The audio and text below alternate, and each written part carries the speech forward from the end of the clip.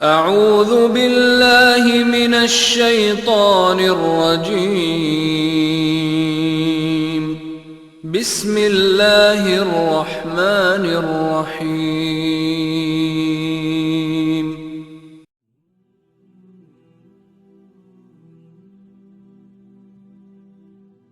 اللہ تعالیٰ کی مخلوقات میں سے 3 طرح کی مخلوقات ایسی ہیں جنہیں نہایت اہمیت اور مرکزی حیثیت حاصل ہے۔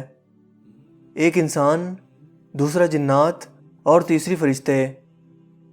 ان تینوں مخلوقات کو اللہ تعالیٰ نے اپنی عبادت اور اطاعت کے لیے پیدا فرمایا، تاہم انسانوں اور جنات کے اندر نفس پرستی اور خواہشات کا مادہ پیدا کر دیا اور اپنی مرضی یا رائے کا اظہار کرنے کی آزادی دے دی تاکہ ان کی آزمائش کر سکے کہ کون اللہ کی رضا کے مطابق نیک اعمال اور کون اس کے احکامات کے خلاف جاتا ہے، تاکہ اسے آخرت میں ویسا ہی اجر دیا جائے۔ ان کے برعکس فرشتے اللہ تعالیٰ کی ایک ایسی مخلوق ہیں جنہیں محض اللہ کی عبادت اور اطاعت کے لیے ہی پیدا کیا گیا ہے۔ وہ حکم الہی کے بغیر کچھ بھی نہیں کرتے، انہیں جو حکم دیا جاتا ہے وہ اسے پورا کرتے ہیں، اور اللہ تعالیٰ کی فرما برداری، اطاعت گزاری، عبادت و پرستش میں نہ ہی تھکتے ہیں اور نہ ہی سستی و کاہلی کا مظاہرہ کرتے ہیں۔ اس کے علاوہ اللہ نے انہیں کھانے پینے، سونے، جاگنے اور دیگر خواہشات کو پورا کرنے کا محتاج بھی نہیں بنایا۔ جس طرح انسانوں کے ساتھ جنات اور شیاطین کا تعلق ہے، اسی طرح فرشتوں کا بھی انسان سے پوری زندگی کا تعلق ہے، کیونکہ انسان میں روح ڈالنے سے لے کر روح نکالنے تک، اعمال نامہ تیار کرنے سے لے کر قبر میں سوال کرنے تک، اور جنت میں جنتی لوگوں کی خدمت یا جہنم میں جہنمیوں کو سزا دینے تک فرشتوں کا کوئی نہ کوئی کردار ضرور ہے۔ انسان کی دنیاوی زندگی میں بھی بہت سے ایسے مواقع آتے ہیں جب فرشتے اللہ تعالیٰ سے انسانوں کی فلاح و بہبود، ترقی اور نجات کے لیے دعا کرتے ہیں، جبکہ بہت سے مقامات ایسے بھی آتے ہیں جب یہی فرشتے انسان کی بدبختی کے لیے بد دعا اور لعنت کرتے ہیں۔ اس پاک مخلوق کی بد دعا یا لعنت دونوں کے پیچھے اللہ تعالیٰ کی مصلحت پوشیدہ ہوتی ہے۔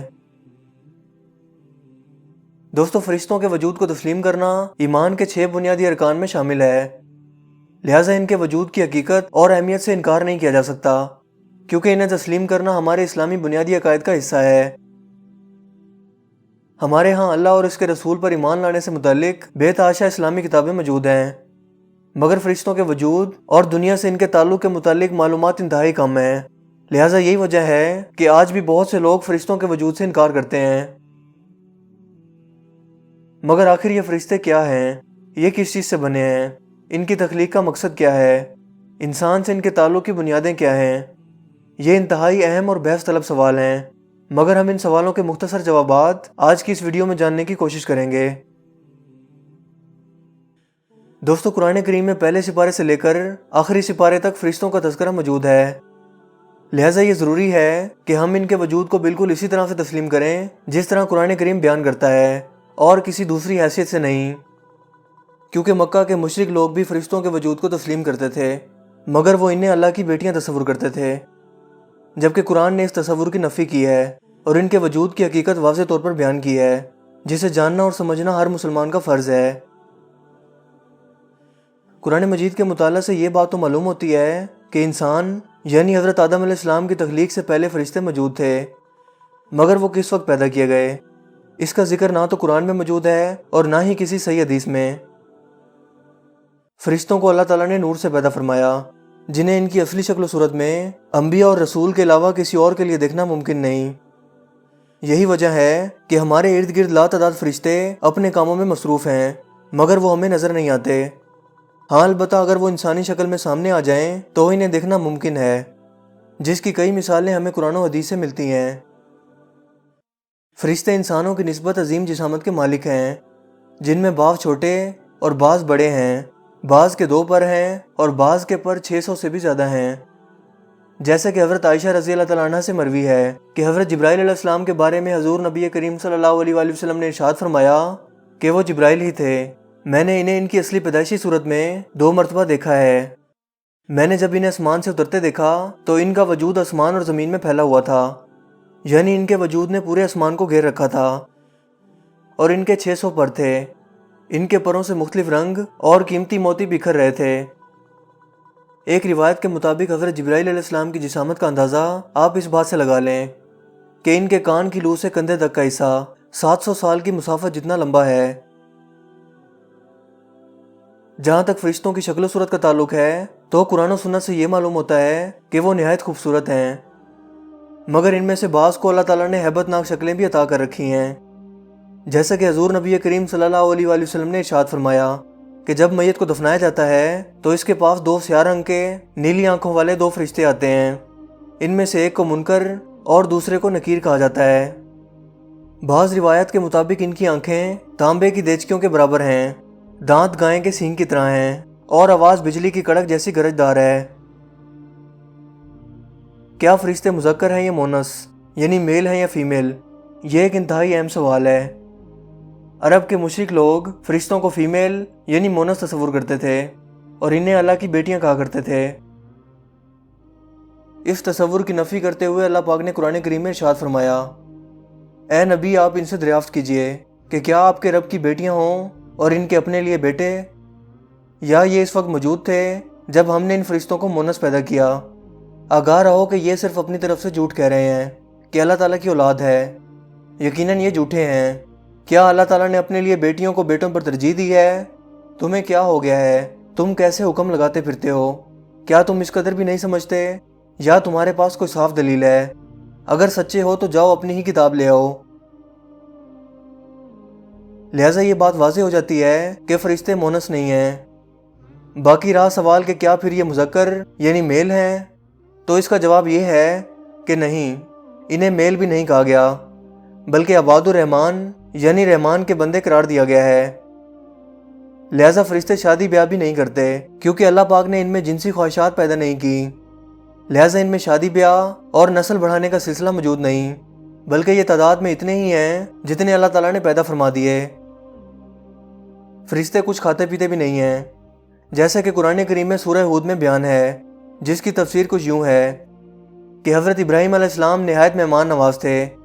ان کے پاس 2 فرشتے انسانی شکل میں آئے، آپ نے فوراً ان کی خاطر تواضع کے لیے بھنا ہوا بچڑا لا کر ان کی خدمت میں پیش کر دیا، مگر حضرت ابراہیم علیہ السلام نے دیکھا کہ ان لوگوں کے ہاتھ کھانے کی طرف نہیں بڑھ رہے تو انہوں نے خوف محسوس کیا، کیونکہ اس وقت یہ تصور تھا کہ اگر آنے والا مہمان دعوت سے فائدہ نہ اٹھائے تو یہ سمجھا جاتا تھا کہ مہمان کسی اچھی نیت سے نہیں آئے۔ فرشتوں نے جب یہ محسوس کیا تو کہا کہ ڈرو نہیں، آپ ہمیں جو سمجھ رہے ہیں ہم وہ نہیں ہیں، بلکہ اللہ تعالیٰ کی طرف سے بھیجے گئے ہیں اور قوم لوط کی طرف جا رہے ہیں۔ یہ فرشتے حضرت ابراہیم علیہ السلام کو ان کے بیٹے کی خوشخبری دینے کے لیے رکے تھے۔ دوستو، فرشتے نہ ہی تھکتے ہیں، نہ ہی یہ بیمار ہوتے ہیں، نہ دکھی اور نہ ہی کبھی سستی و کاہلی کا شکار ہوتے ہیں، نہ ہی سوتے ہیں اور نہ ہی آرام کرتے ہیں، بلکہ ہر وقت اللہ تعالیٰ کی تسبیح بیان کرتے رہتے ہیں۔